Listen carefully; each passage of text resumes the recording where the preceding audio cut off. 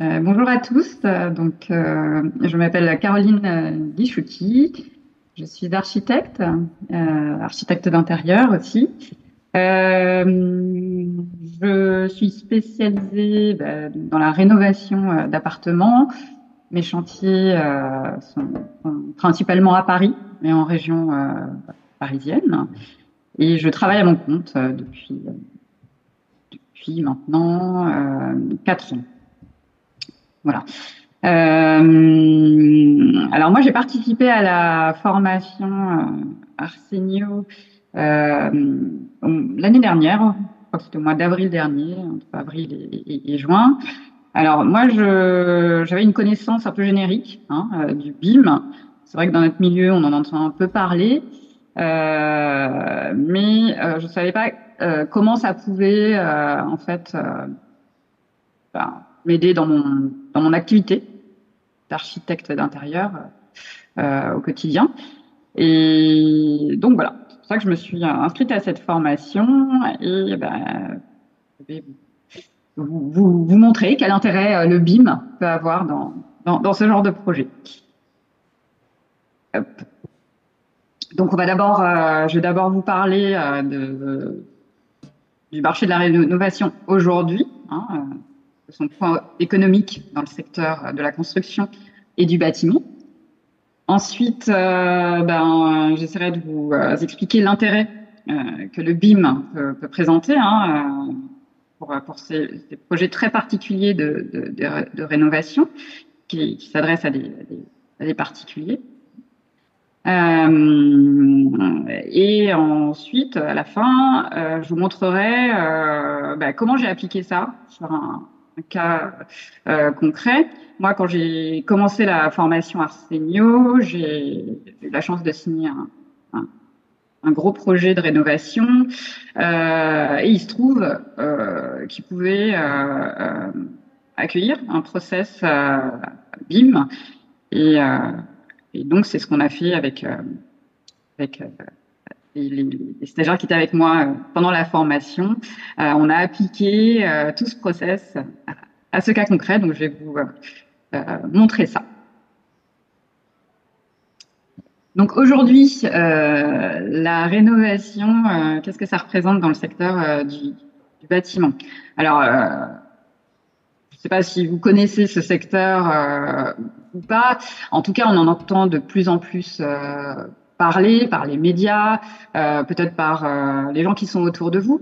Tout simplement parce que de façon conjoncturelle, aujourd'hui dans les grandes villes, alors c'est vrai que moi, je travaille à Paris, on est en zone tendue, mais c'est un peu la même chose dans toutes les grandes métropoles.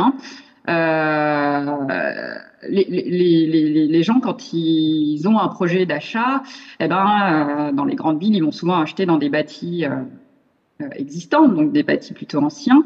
Et leur projet d'achat, souvent, est lié à un projet de rénovation.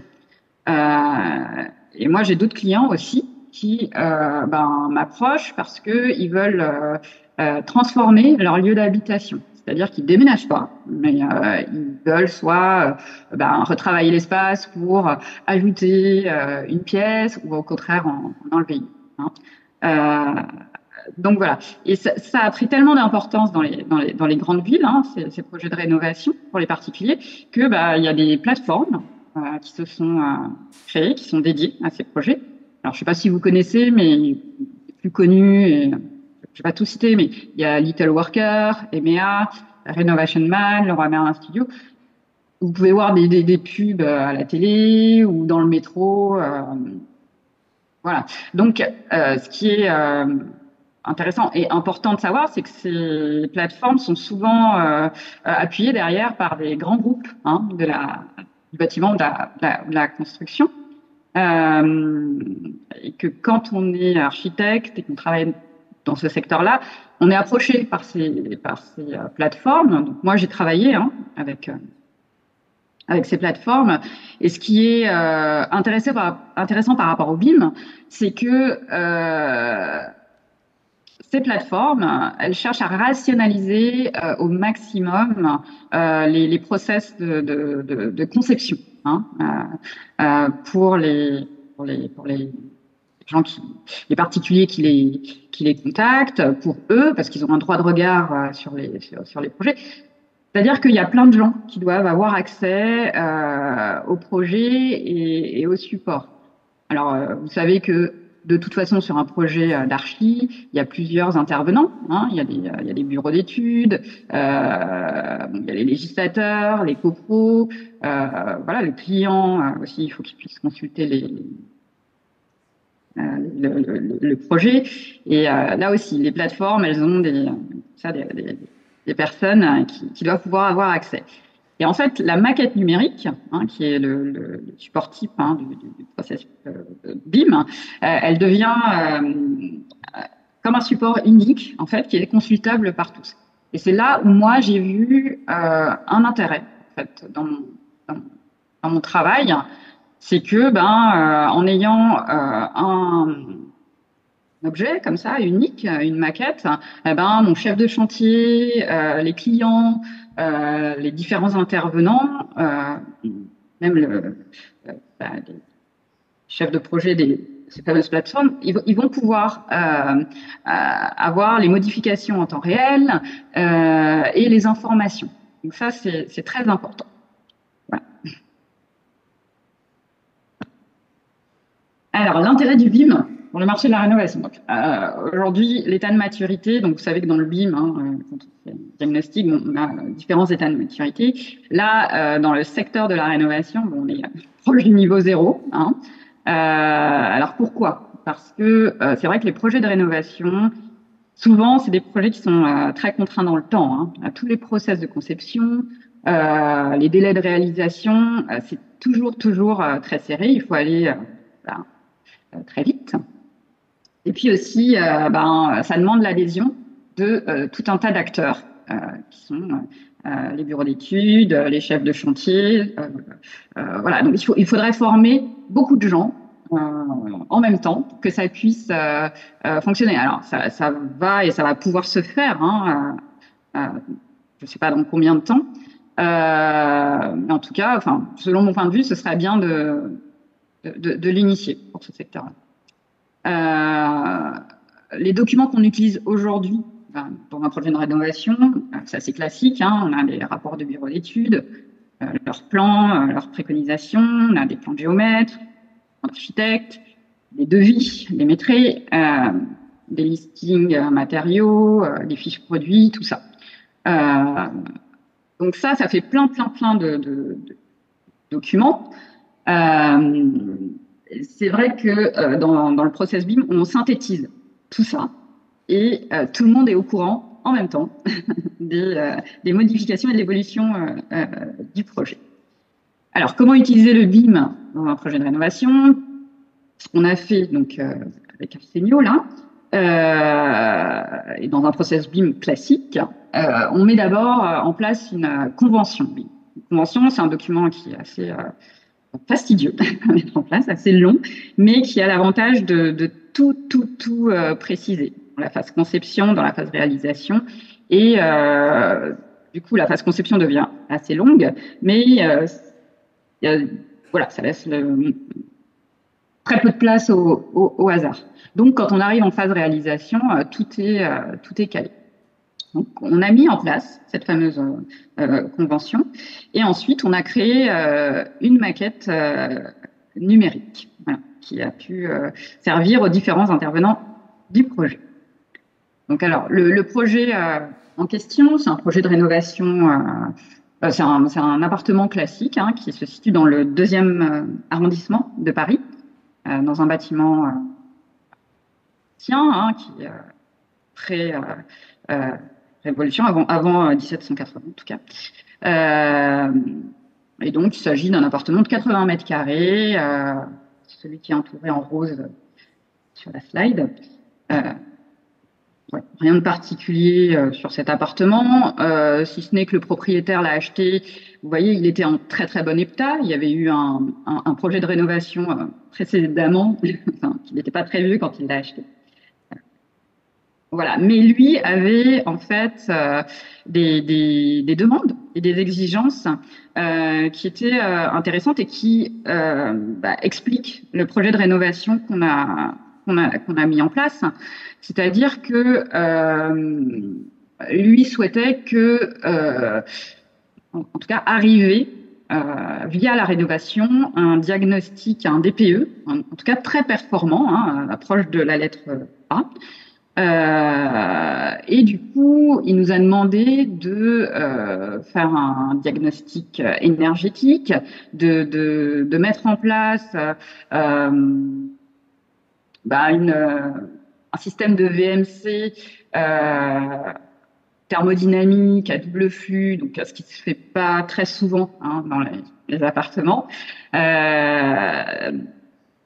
Il a été très attentif aussi. Il souhaitait que acoustiquement, ce soit très bien isolé.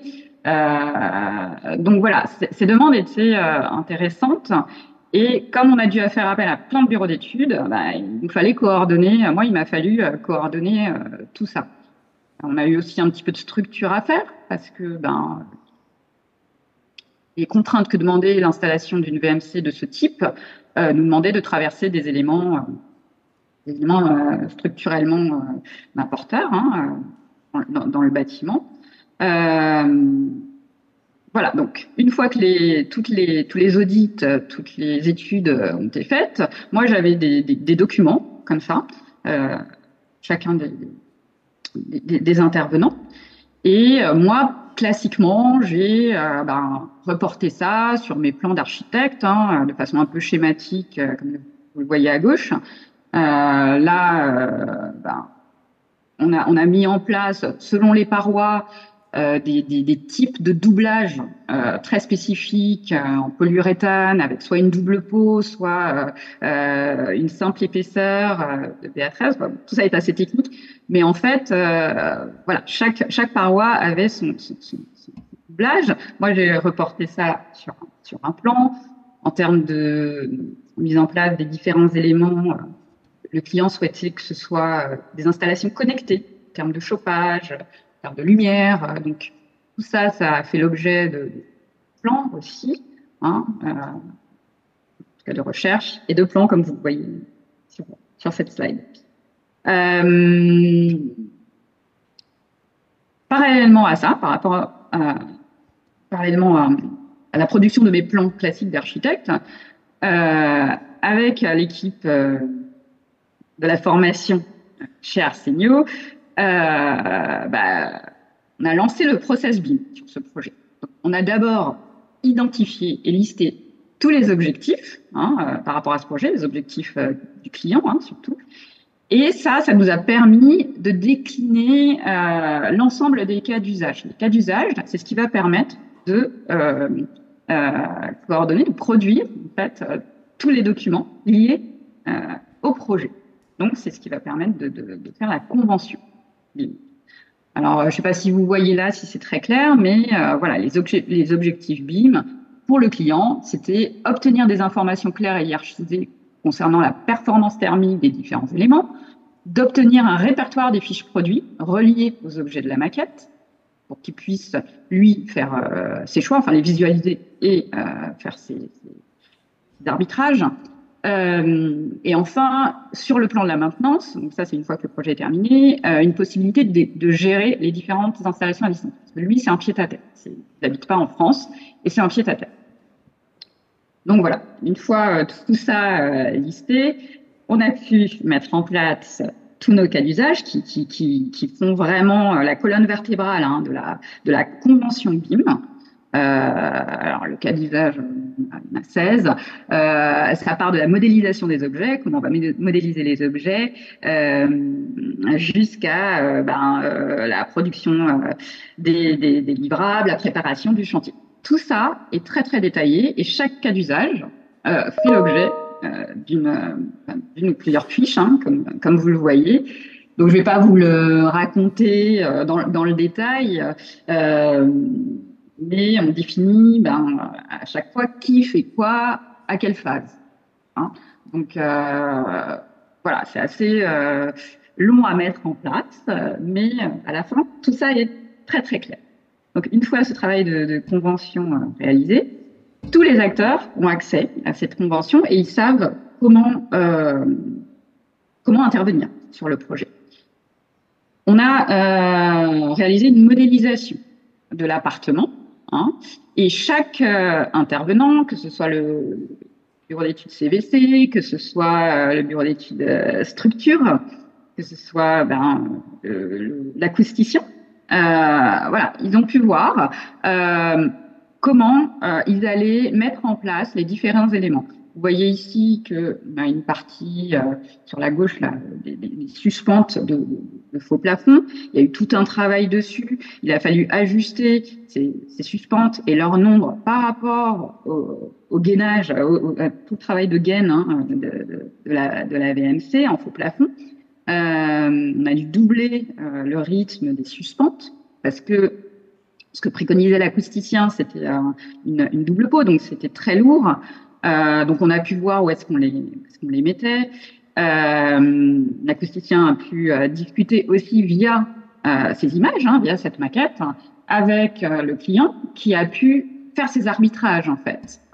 Parce qu'il y avait des questions de coût, si on mettait telle ou telle suspente, voilà, c'était. Et donc ça a permis, vous voyez, dans le process de conception, voilà, de faire des choix et de voir toutes les contraintes en même temps. Ça, c'est une vue un peu globale, mais vous voyez, on a pu travailler sur tous les murs extérieurs de cet appartement, voir quels étaient les doublages à mettre en place. Il y avait tout un travail, on le voit, en faux plafond, on avait des contraintes de hauteur.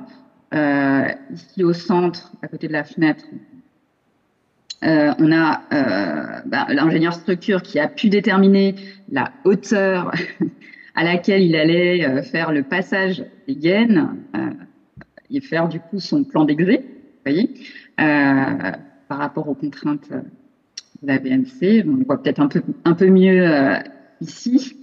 Voilà. Et puis, on a pu travailler aussi les cloisons. Il y avait tout un enjeu de faux plafond. Comment on faisait pour que le faux plafond il soit filant, soit coupé par les cloisons intermédiaires. Voilà. Ça, on a pu le déterminer par rapport à toutes les autres contraintes. Voilà. Et puis, là, on est en chantier actuellement. Donc, ça donne ça. Voilà. Et c'est pas fini. Voilà. C'est tout. Merci beaucoup, Caroline. On peut l'applaudir. Bravo. Je vous entends pas très bien. Est-ce qu'il y a des questions par rapport à ce travail qui n'est pas terminé, mais que réalise Caroline actuellement?